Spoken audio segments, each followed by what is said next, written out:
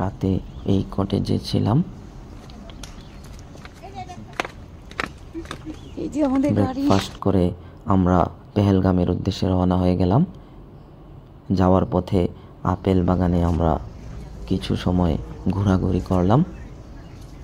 আমাদের বাবুটা আপেল বাগানে খেলা করছে।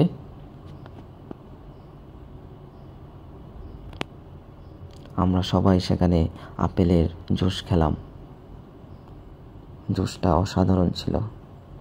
পেহেলগামে এসে প্রথমেই হোটেলে উঠলাম। মামুনিটা গার্ডেনে খেলা করছে। হোটেলের পাশ দিয়ে যেন নহর বয়ে যাচ্ছে, আপনারা দেখতে পাচ্ছেন।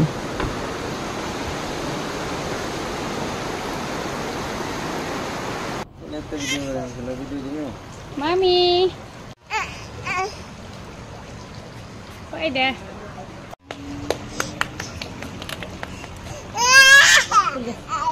হোটেল থেকে সরাসরি মিনি সুইজারল্যান্ডে চলে এলাম। সেখানে পায়রা এবং ভেড়া নিয়ে কিছু সময় পার করলাম। This is called mini Switzerland. Awesome, অসাধারণ, সুবহানাল্লাহ। পরের দিন সকালে আমরা পেহেলগামের কয়েকটি পয়েন্টে ঘোরাঘুরি করলাম।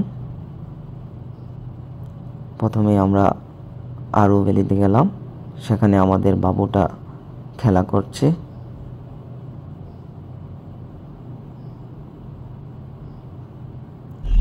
রাস্তায় প্রচুর ভেড়া দেখা যাচ্ছে।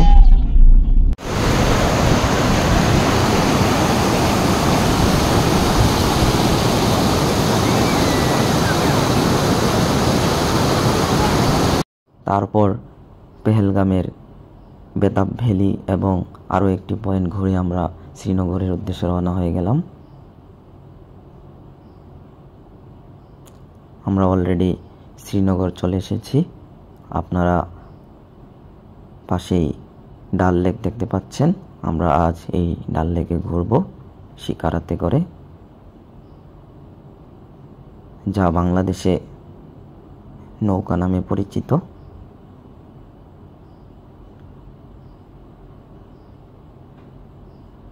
ডাল লেকের দৃশ্য অসাধারণ।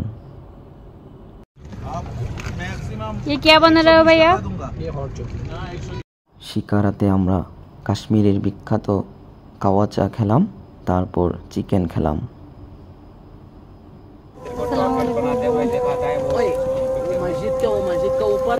পরের দিন সকালে আমরা শ্রীনগরের শালিমার গার্ডেনে চলে এলাম। সেখানে কিছু সময় অতিবাহিত করলাম। গার্ডেনটি অসাধারণ ছিল।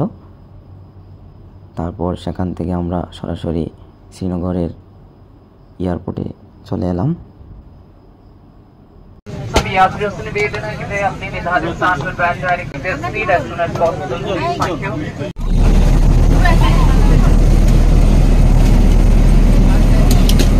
অবশেষে শ্রীনগর থেকে দিল্লির ইন্দিরা গান্ধী ইন্টারন্যাশনাল এয়ারপোর্টে চলে এলাম।